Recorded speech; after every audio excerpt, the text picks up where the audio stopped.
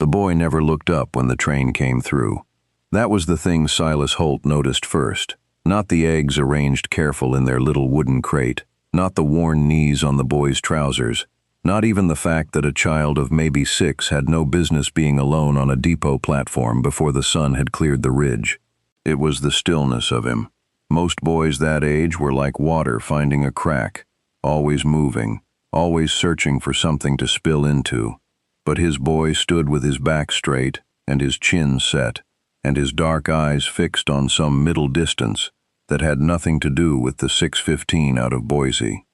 He just stood, and he waited, and he sold his eggs one by one to the men who hurried past.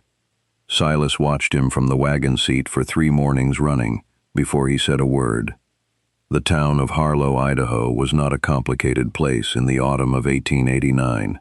It had a mill, a feed store, a church with a cracked bell, and more pride than its population of 312 souls strictly warranted. What it did not have, as Silas was sharply aware, was anyone who could tell him what to do with a grieving child who had stopped speaking in full sentences since April. His son's name was Jesse. Jesse was 7 years old, and he had his mother's eyes and his mother's careful way of watching the world as if it might disappoint him, which it already had. Clara Holt had died of a fever in the spring, and the ground had barely thawed enough to receive her properly. And now it was October, and the mornings were turning cold, and Jesse still set 2 coffee cups on the table every morning, without being asked, one for his father and one for nobody at all. Silas was not a man who wept easily. He was large and square-shouldered, and he had calloused hands that knew how to fix most things that broke on a homestead.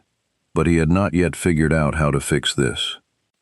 He did not know that October morning that the answer was about to step off the train with a single carpet bag and a look on her face like she was calculating the odds and finding them acceptable. Ruth Calloway had not come to Harlow to find a husband. That was the first thing she would have told anyone who asked, and the firmness in her voice would have discouraged further inquiry. She had come because the advertisement she'd answered in the Boise Courier had been plain and practical. A widower with a young child required a capable woman to manage the household through the coming winter, meals and mending and schooling if the child lacked it. The compensation was room, board, and a fair wage come spring. It was not a marriage proposal, it was a job.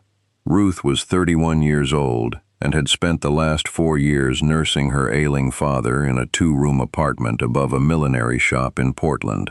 Her father was gone now, and the apartment and the shop had gone to debts she hadn't known he was carrying, and what remained was Ruth herself, her good sense, her capable hands, and the small reserve of stubbornness that had seen her through worse than a cold train platform in southern Idaho. She spotted the man easily enough. He was the largest person on the platform and the only one not moving, which made him either the man she was looking for or somebody else's problem entirely. "Mr. Holt," she said. She did not phrase it as a question. He looked at her with the particular expression of a man recalibrating. "Miss Calloway." "Mrs.," she said. "I was married briefly. My husband passed. You needn't worry about prior claims."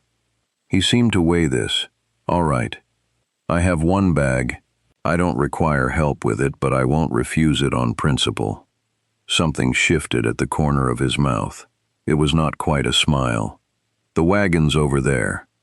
She picked up her carpet bag before he could reach for it anyway, and followed him across the platform. She noticed the boy at the egg crate then, the still child with his back straight and his dark eyes watchful, and she understood in some quiet place behind her sternum that the advertisement had not told her everything she needed to know. Hardship, she could read in a single glance when she needed to. "Is that your son?" she asked. "Jesse," Silas said. Ruth stopped beside the crate. Jesse looked up at her, not startled, just steady, as though he had been expecting her, or someone very like her. He had his father's square jaw and somebody else's guarded eyes. "Do you sell many eggs of a morning?" she asked him. He considered the question seriously. "Enough," he said. She nodded once, as if that were the most sensible answer she'd heard all week. "Smart business," she said.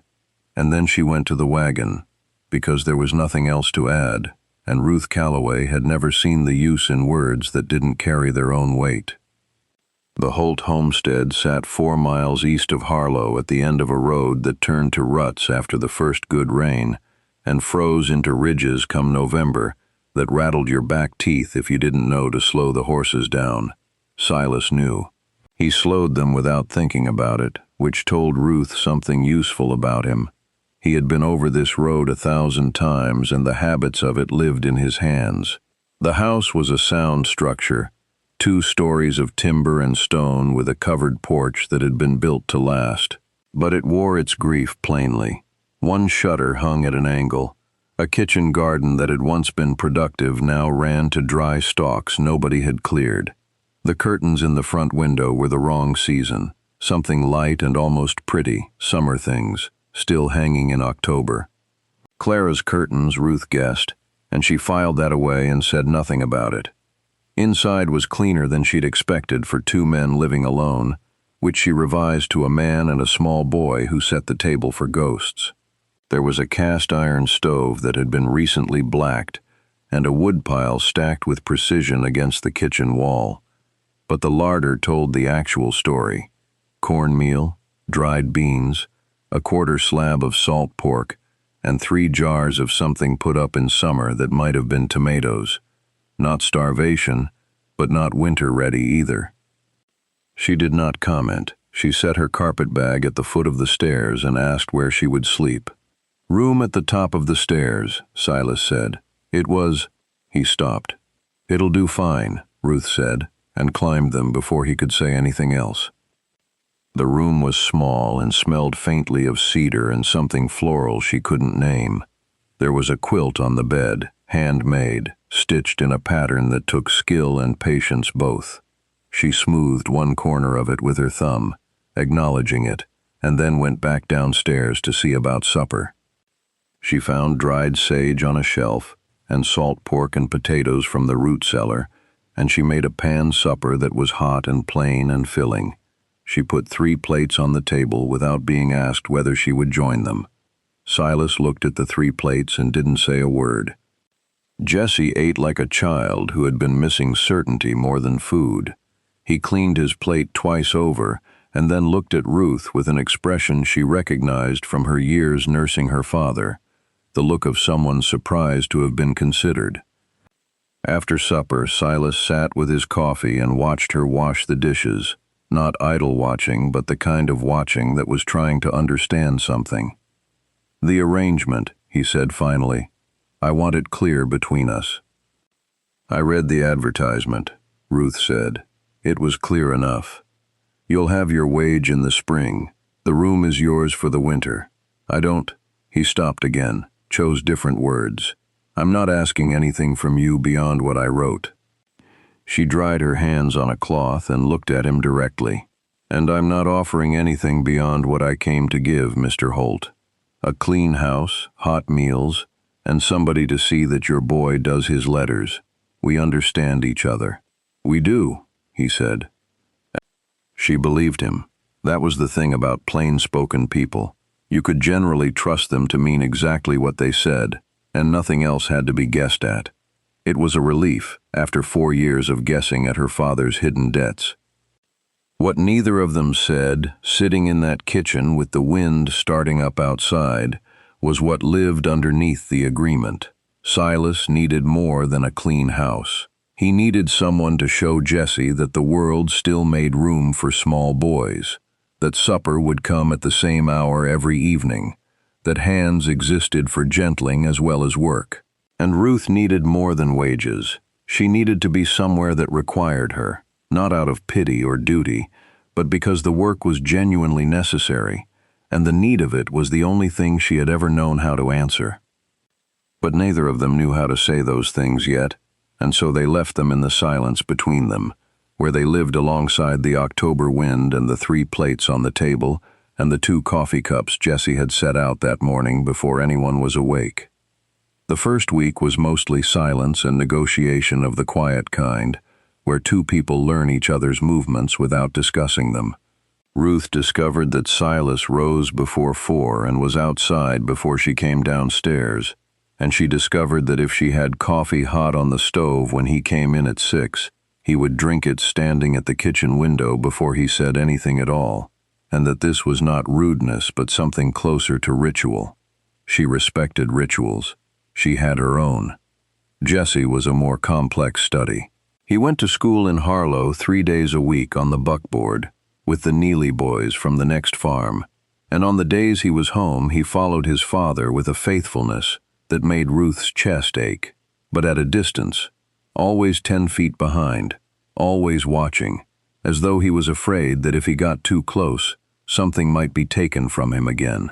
On those home days, Ruth set him small tasks that weren't charity, snapping beans, sorting buttons from her mending kit by color. She asked his opinion on things. "Does your father take sugar in his coffee?" she asked on the 3rd morning. Jesse considered. "He used to," he said. "Mama put it in. He never asked for it after." Ruth absorbed this. "Then we'll have it available," she said, "and let him choose." She put the sugar bowl on the table at the 6 o'clock place and said nothing about it.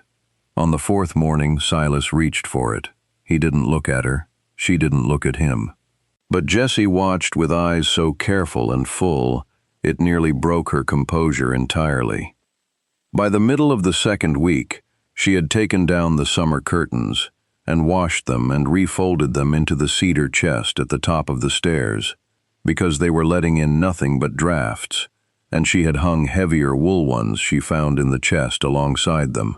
She did this on a Tuesday when Silas was at the mill, and when he came home that evening and saw the kitchen window dressed in dark blue wool, he stood in the doorway for a moment with a face she couldn't read. "They were letting the cold in," she said from the stove. "Yes," he said.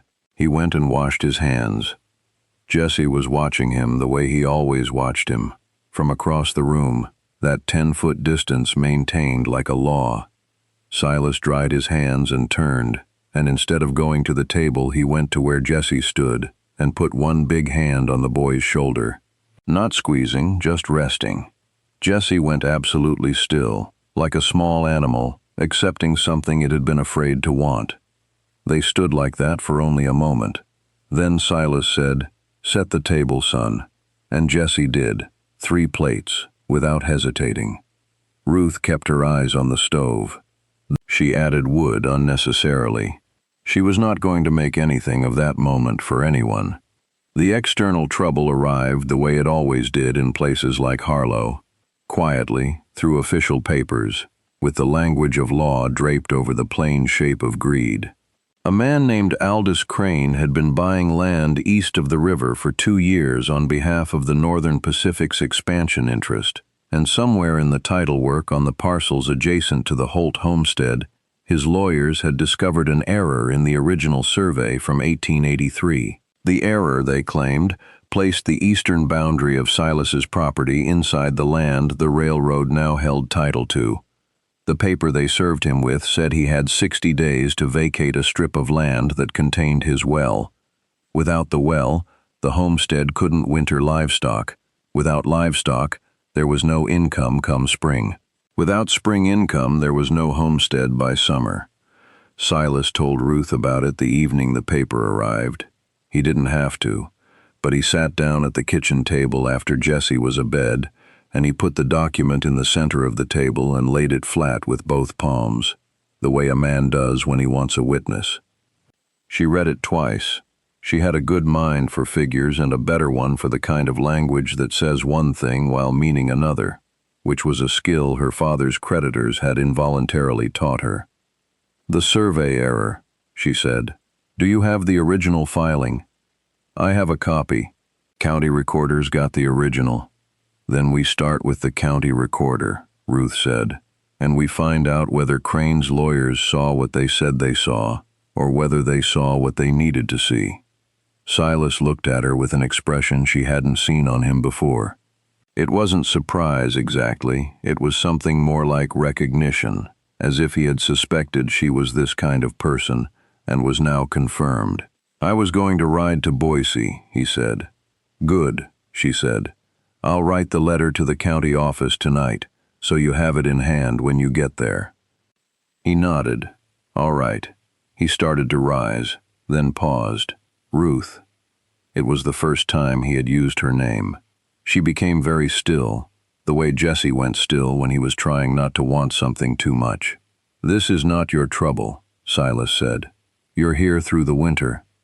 Whatever happens with Crane—" "Mr. Holt," she said, and her voice was perfectly level. "My room is at the top of those stairs, and my kettle is on that stove, and that boy is asleep up there setting 2 coffee cups on the table in his dreams. This is my trouble too, whether the contract says so or not." He was quiet for a long time. The fire settled in the stove. Outside, the wind had come up again, and the wool curtains moved faintly at the window seam, and the house made the sounds of a sound house holding against weather. "All right," he said again, and this time it meant something different. She wrote the letter. It was 2 pages, precise and without sentiment, citing the Idaho Territorial Survey Act and the recording requirements thereof, and when she sealed it, she set it beside his coffee cup for the morning and went upstairs without ceremony.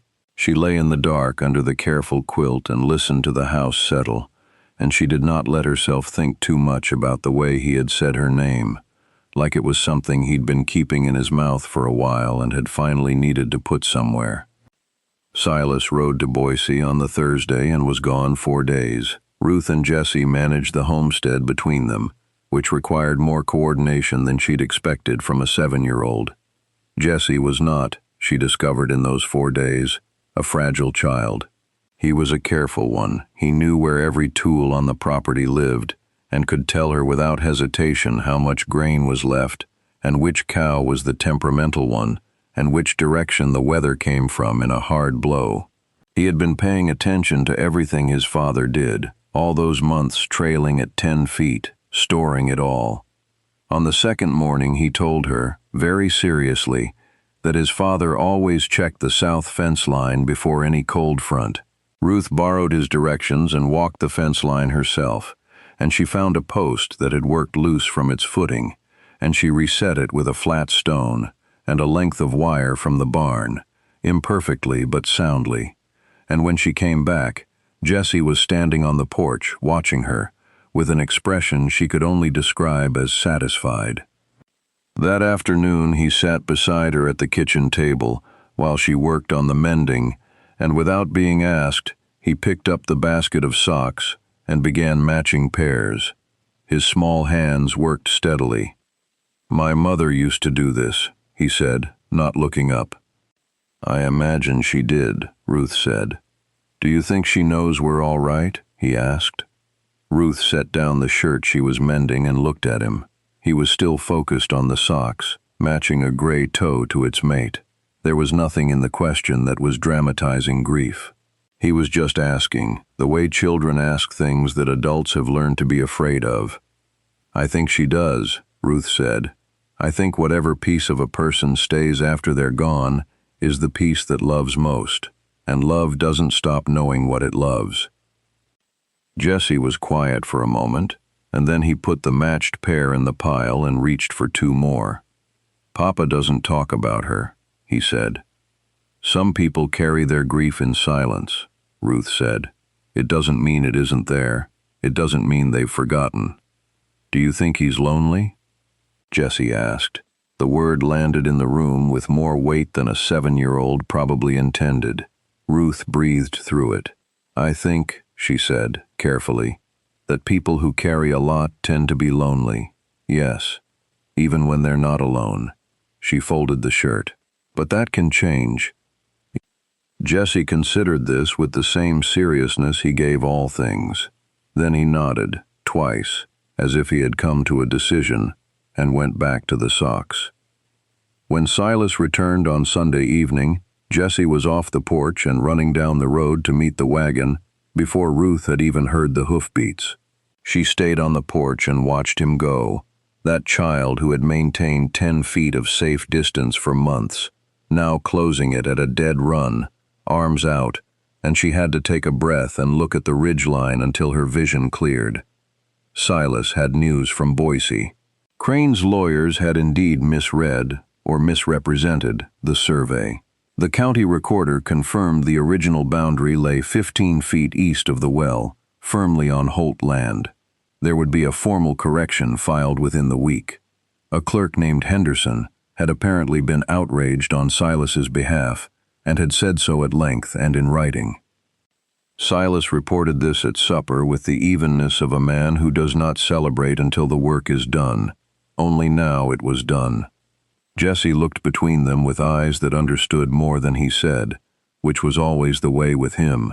At the end of the meal he took his plate to the basin without being asked, and then he went to the corner where the firewood was stacked, and he brought 2 logs to the box beside the stove, and then he went to his father and stood beside his chair, close, within arm's reach, no 10 feet between them, and he said, "Good job, Papa." Silas put his hand on the back of Jesse's neck and held on for a moment and didn't say a word. Ruth cleared the table. She did not trust her face just then. That night after Jesse was asleep, Silas came and stood in the kitchen doorway. Ruth was at the table with the mending, the lamp between them. He did not say anything for a long moment, and she did not prompt him. "The letter you wrote," he said finally. Henderson said it was the letter that settled it, said it was the most precise document he'd seen filed by a private party. "I had a good teacher," Ruth said. "My father's creditors taught me to read legal language by necessity." "I didn't know about that," he said. "You didn't need to know." She set down the mending.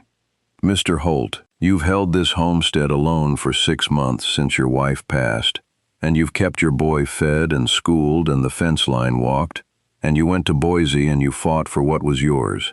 That matters." He was quiet. "But you're allowed to not do it alone," she said. "That's all I'm saying." He looked at her for a long time in the lamplight. There was something working behind his eyes that he had not yet found words for, and she did not press him. She had waited 4 years by a sick man's bed, and she had learned that patience was not passivity. It was a kind of holding open, a door left unlocked. "There's something in the barn," he said at last. "I built it in Boise while I was waiting on Henderson. I had time in the evenings." She followed him out to the barn with the lamp. In the back corner, beside the harness pegs, stood a chair. Not a rough thing, a proper chair, ladder-backed, with a seat he had woven from strips of leather, smooth and even. A woman's chair, the kind you put beside a fire for sitting and not just for working. She understood immediately. The kitchen had 2 chairs. One was his, solid and heavy. Jesse sat on a milking stool he'd dragged in from the barn months ago and never replaced. There was no second chair. This was the second chair. She ran her thumb along the top rail. The wood was sanded fine. He had spent time on it. He had spent evenings on it in a stranger's barn in Boise while a county clerk vindicated his land, and he had carried it home in the wagon bed, and he had not mentioned it at supper. "Silas," she said. It was the first time she had used his name, and she heard him register it. "It's a practical thing," he said. "Jesse's been sitting on that stool." "Yes," she said. "It is." She looked at the chair. "Thank you." She carried it inside herself and set it at the table across from his. Jesse found it in the morning and looked at it and looked at his father and looked at Ruth, and then he sat down in it with a kind of gravity that nearly made Ruth laugh and nearly made her cry in the same breath, and he put his hands flat on the table like a man at a meeting. "It's a good chair," Jesse announced. "It is," Ruth agreed. "Papa made it," Jesse said, for the record. "He did," she said. Silas was looking at his coffee cup. His ears were red. It was the most undone she had ever seen him, and it was entirely the fault of his 7-year-old son and a ladder-back chair, and Ruth thought that was about the finest thing she had encountered in years. Winter settled in earnest after that, the way Idaho winters do. not gradually but decisively, as if the mountain had made up its mind. The mornings turned brutal and the snow came and the road to Harlow became a serious proposition that you didn't undertake without reason. They found their rhythm, the three of them. Silas and Jesse in the mornings, barn chores before light. Ruth with the stove and the kitchen, lessons on the slate board for Jesse at the table in the afternoons, the lamp close so he could see his letters. Jesse learned his letters with the same methodical care he brought to everything. He practiced them the way he'd once sorted buttons, one by one, seriously. He had a particular trouble with the letter Q, which he found, he informed them, unreasonable. And Silas, without looking up from the harness he was mending, said, "Q never was trustworthy." And Jesse laughed. A real laugh, free and sudden, the kind Ruth hadn't heard from him before. And the sound of it filled the kitchen the way good smells fill a room, right up to the corners. She caught Silas looking at the lamp flame afterward, and the look on his face was so unguarded she had to glance away.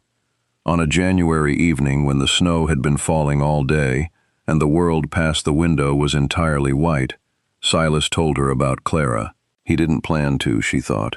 Or perhaps he had been carrying it a long time and the kitchen was warm enough and the night was quiet enough that it finally became possible. He told it plainly, the way he told most things.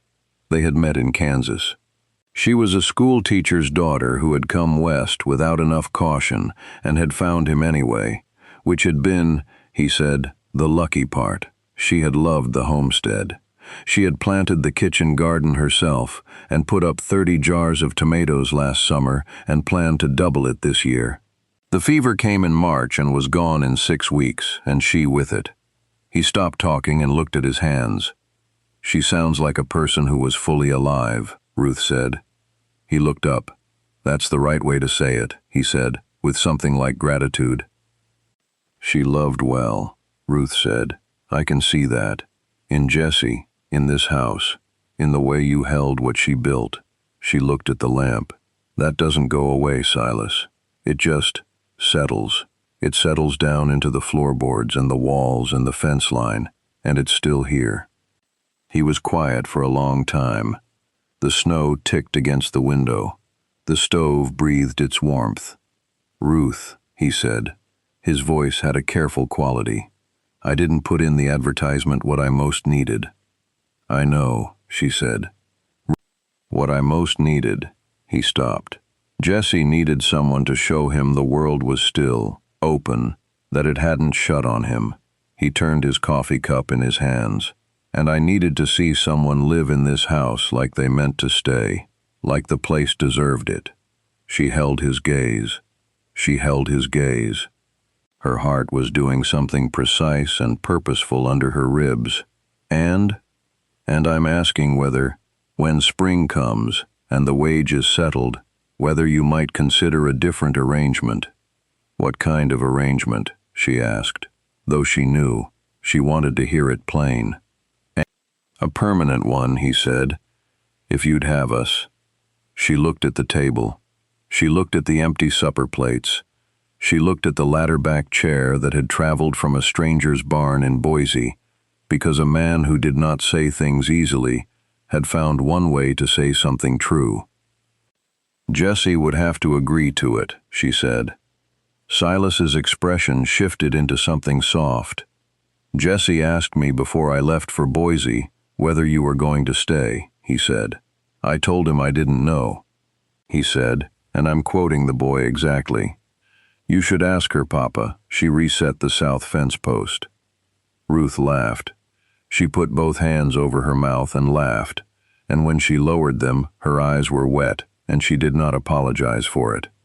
"Yes," she said, "I'll stay."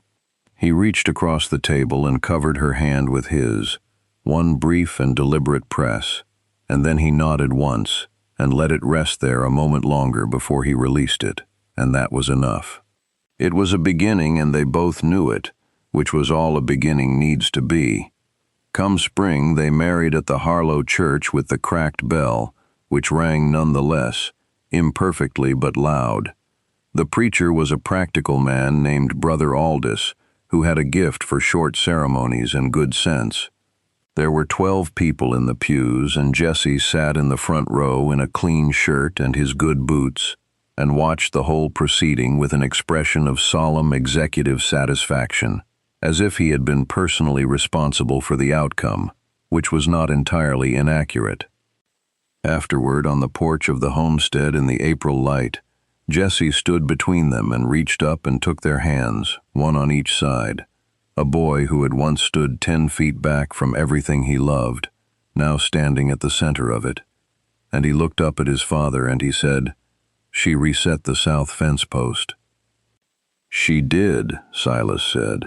"That means she's good at fixing things," Jesse said. "It does," Ruth agreed. "We've got a lot of things," Jesse said, in the tone of a man naming assets, "so that's good." Silas looked at Ruth over the boy's head with an expression she would carry the rest of her life, gratitude and warmth and something open-ended that a whole future lived in. "Yes," Silas said, "that is very good." They grew the kitchen garden that summer, Ruth and Jesse side by side in the rows, and they put up 41 jars of tomatoes, 11 more than Clara's best year, which Ruth thought of not as replacing anything but as adding to it, one more ring in the trunk of a living tree. Jesse sold his eggs at the station most mornings still, but now when the train came through he watched it with curiosity rather than that guarded stillness, because he was no longer waiting for the world to take something else. He was watching it arrive. Silas added a shelf to the kitchen wall in July, long and level, for the mason jars. He was precise about it, measuring twice, setting the brackets square.